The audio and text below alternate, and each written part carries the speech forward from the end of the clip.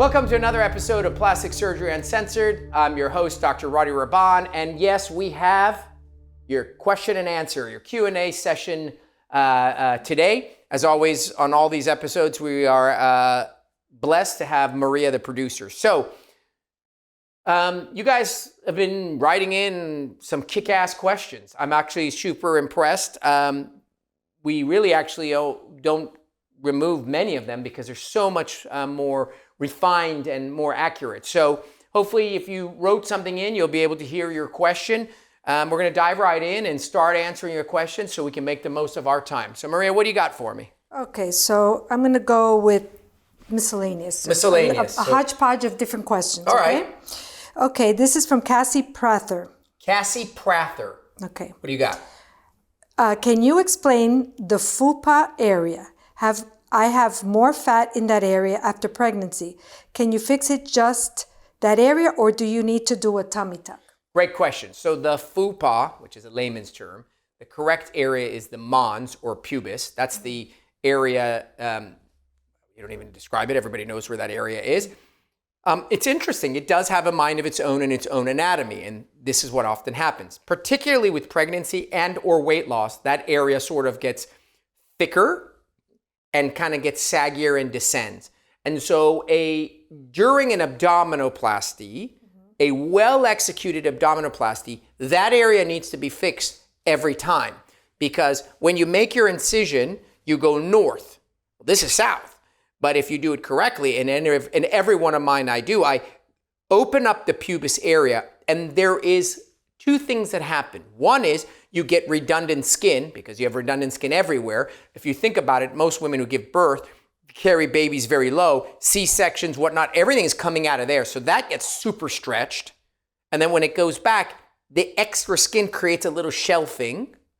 So two things happen. You have extra skin. And the other is you develop some redundant fat. Now, the fat in the pubic area is not the fat elsewhere. It's very unique fat. It's fibrous. It's very... is it like a breast that it's more fibrous? It's like a breast. It's different, right, but in that it's not really liposuctionable. So the fat in the abdomen is globular. It's big, big globs. It's super soft. The fat in the thigh, similarly. The fat in your arm, similarly. But the fat in your pubis is this connective tissue thing, and it doesn't, in my opinion, respond well to liposuction at all. Now, everyone knows I hate liposuction to begin with, but liposuction in the pubis area is always a disaster because it leaves all kinds of divots and dents because it's got a lot of, think of it as a honeycombing kind of a thing. Okay, got it. So when I do my abdominoplasties, I always address the mons. And as I mentioned, I open it up and I surgically excise the fat, and then I resuspend and suture down the pubic area. So in a tummy tuck, you get a pubic rejuvenation. So when you connect the two, it's like, ooh, nice abdomen, ooh, nice pubic area. Now, to answer her question, can you do it in isolation? You can. It depends on how much sag is there. If the pubic area is connected to a big saggy abdomen, then you got to do it as one piece.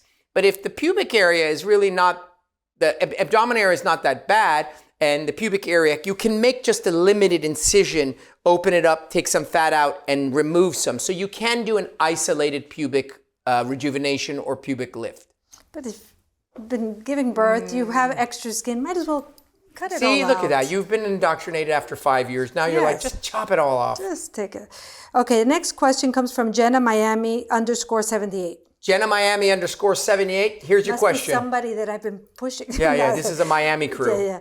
What are the major differences between a general surgeon repairing DR and a plastic surgeon?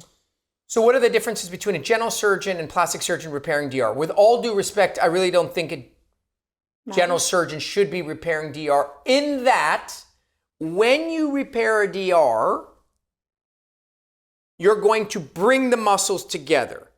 Then the skin attached often gets pulled in with the muscle, and you get a ridging and you get an accumulation. Then you have to start releasing the skin so the skin can settle smoothly.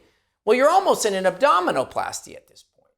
And, well, your general surgeon shouldn't be really doing an abdominoplasty. So I work very closely with a fantastic general surgeon who does diastasis repair robotically through the inside of the abdomen, which works in very, very mild cases. But Wait, explain that. What do you mean by robotically? so you use a robot. You use a robot like a Da Vinci, and you put all these, it's like a laparoscope, and she repairs it inside. It's not really repairing, it's actually a misnomer. She's tightening the inside of your abdomen, which helps a little bit, but the diastasis above never gets repaired because you're not repairing it on the outside. So I don't think it's a great idea for a general surgeon to be repairing diastasis. I think there are plenty of things that they do amazingly. I think that there are some surgeons like my colleague, Dr. Tofai, who was on our show, who's like phenomenal at abdominal wall reconstructions with hernias, and she does do like component separation and things like that nature. But isolated diastasis repair, I think with it comes too many other things that require aesthetic elements that don't work out so well.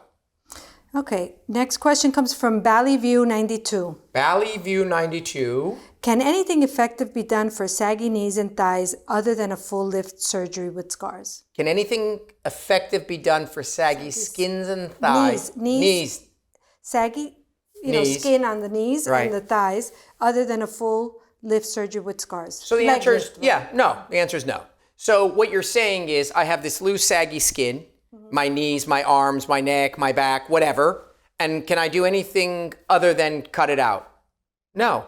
You're looking for what I'm looking for, which the world is looking for, which is the Holy Grail, which is a device, a procedure that's non-surgical that tightens skin.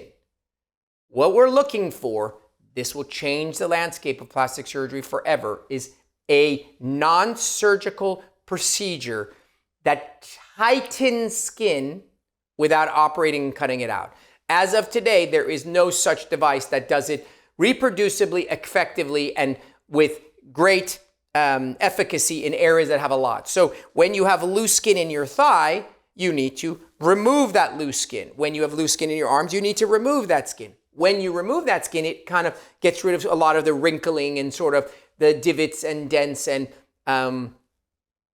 what are the other things that she said it was? Loose skin and wrinkles? Saggy knees and thighs. Yeah, so no, you need to do a thigh lift, and that's the only way that... And so when you do a thigh lift, the knee area will get better? Not necessarily. It depends on... First of all, there are two types of thigh lifts. We're going to digress. One that's in the groin and one that's along down the groin. The one that's in the groin almost never works and is really limited to tiny, tiny, tiny loose skin. 9 out of 10 times I go down the thigh, so like the inseam of your pants. And it depends as you go down, if you go all the way down to the knee and like to just below it, you can remove some of the skin. I usually stop above the knee, and so it helps all that skin up to there. It's tough to get old and have saggy skin. Okay. No, it's great to get old and saggy skin in modern day times because now we have something remedies. to do about Yes, it. Exactly. Before, it sucked to be old and get, Okay, this one is from JW Chica TX. JW Chica TX. Chica TX. Major plastic surgery issues for, what can you explain on major plastic surgery issues for women with peri and menopausal symptoms with low thyroid and Hashimoto's? Is there such an issue? No. Because I have thyroid and I had the surgery. So the answer is, and it wasn't even discussed. Is there anything that should be noted about perimenopausal or menopausal women and or people with thyroid issues? And the answer is nothing.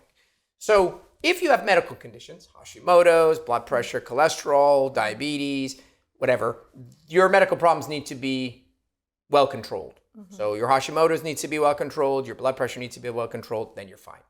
In regard to menopause and perimenopausal, it just means that you're around 50, and so with people who are around 50-year-old problems happen. You start getting looseness in your neck, you tend to lose a little volume, you tend to store fat in places you hadn't because your hormones and you're resistant to weight loss.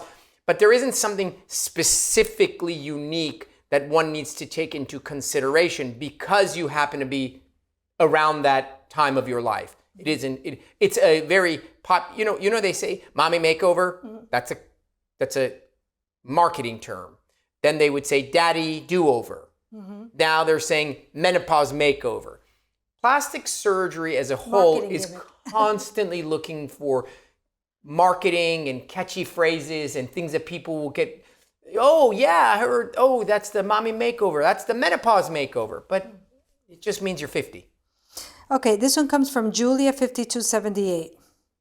Julia, 5278. What you got? Are there ways to prevent necrosis from happening? If someone gets it, how is it treated, and is it possible to get a revision later? So that's a great question. The word is, how do we prevent necrosis? And once it happens, what do we do about it? So necrosis means an area on your body doesn't get enough blood supply, and as a result, dies and turns black and necrotic. So a typical example would be a frostbite on a fingertip or a toe. Doesn't get enough blood supply, right? Because it's freezing cold and the blood supply doesn't make it. And the tip of your finger or your tip of your toe turns black, and then you need to amputate that part. It's dead. Mm-hmm.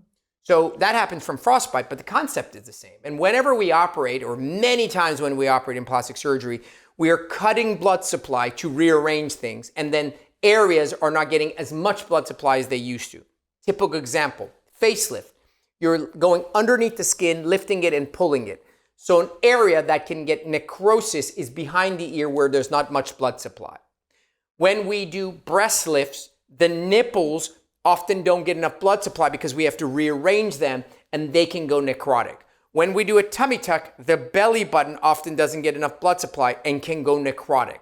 So there are certain areas where we're more concerned about it because of just the surgery and the amount of blood supply. The only real thing that I think you can do preemptively to prevent it is a strong word, but to reduce the likelihood of it is something called hyperbaric oxygen, which we've spoken about in the past.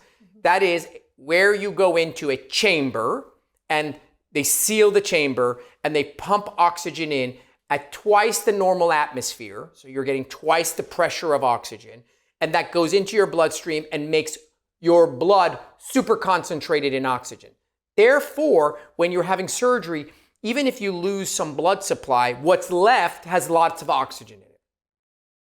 Now, we had another episode where we talked about hyperbaric oxygen. It needs to be a legit hyperbaric oxygen. We call that a 2-bar or 2 atmosphere. There's tons of gimmicky, med spa-y kind of things that don't do shit, but they're there marketing.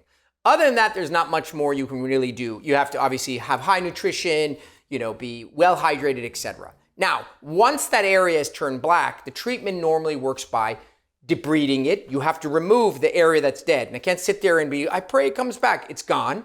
Because if you don't remove it, it can get infected because now it's dead tissue, and bacteria love dead tissue. It's like a barbecue. Right. You got to remove the dead tissue, and then depending on the area, a nipple's different than a neck's different than a belly button.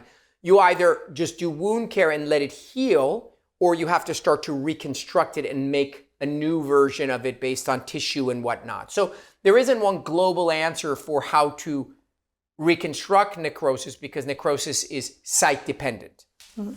Well, speaking, you've mentioned belly button. This one comes from Elizabeth Groschel. She's written in the past. All right, Elizabeth, you're a frequent flyer here. You're asking good questions. What is an umbilical float tummy tuck, and why is it so unpopular? Great, that's a fantastic question. It's called floating the belly button. So during a tummy tuck, the question is, what do we do with the belly button? And so in instances where patients come in, they have a diastasis, they don't have a lot of loose skin, but they have some loose skin, and yet they have a diastasis, the question is, what do we do with your belly button? So the traditional approach, and the approach that I use, and the only approach I recommend, is you cut around the belly button, and you leave the belly button attached to the abdomen exactly where it is. Then you do the repair of the muscle, and you bring the extra skin down, and then you remove the excess skin, and then you make a new opening, and you bring the belly button out. Same location it was as always. The issue is when you don't have a lot of loose skin, the whole of the old belly button is somewhere between the current belly button and your scar down below. So we then have to convert that into a little line, and I call that a vertical line. And I've had many posts about it, and you see it all over my website because I take care of a lot of skinny women. So in an effort to avoid that little vertical scar, what surgeons do, which is a terrible surgery, is instead of cutting around the belly button, they cut the belly button, and then they float the belly button. The belly button now, imagine, is a tattoo. It's attached to your abdomen. And then when you bring the skin down, they resuture that belly button back down to your abdomen. It hurts just thinking about it. It won't have any pain because belly button's just your umbilical cord, just gives scarred. you a bad feeling. The reason why I don't like the surgery is because usually and almost always the patient, even the skinniest of patients, has about, let's say, I want to say 3 inches or 2 inches of loose skin. Even if it looks like you don't, if you take a barrel and make it into a line, you have less skin. Mm-hmm. And then all of a sudden, that belly button is now 2 inches lower. Mm-hmm. And it looks super awkward. Imagine right now you go stand in front of the mirror and you're like, my belly button, take an eyeliner and draw 2 inches lower. That's your new belly button. To me, that looks ridiculous. So it only works if you're literally going down 1 inch. But nobody only goes in 1 inch. So I never do it, and I think it's a shitty surgery. Okay, so the next question comes from Clovia. Clovia. Is there a loss of sensation after labiaplasty? Great question. So the answer is no. The reason being is a labiaplasty is when we remove the excess redundant skin that's located in the labia minore. So when you're looking at the vagina, you see the outer labia. Those are the labia majore. Then inside is the labia minore, which is the one that usually has the rugated skin and is excess. And then if you separate the labia, you see the opening of the vaginal vault. That's called the introitus. And right above it is the clitoris. So the sensation of a woman's intimacy is the clitoris and or an area inside the vagina known as the G-spot. That's where you get sensation and stimulation and orgasm. The skin on the outside has no unique relevance. It's just skin. So it doesn't impact your sensation at all. Well, that's it. What? We're ending on a vagina? Yes, we are. But that's a very important part. Okay. All right. Well, I'm sure we're going to have yet another Q&A. I love the questions. You guys are getting very savvy. The questions are getting better and better. All right. Well, that wraps up this episode of Plastic Surgery Uncensored. As always, we have 2 favors, 2 requests. One, share the damn podcast. Share it with people. If you guys don't share it, nobody knows that this stuff exists and they don't get to benefit from this information. And for all you know, they would have wanted to know. And the second is we love your positive comments. We love it if you would just literally click end the podcast, go write a positive review. We love your show. Thank God for Maria, whatever. Anything positive, we will be grateful because it makes everyone want to come here and do this podcast all together. So that's a wrap. Until next week, I'm your host, Dr. Rahban, and I'll see you on Plastic Surgery Uncensored.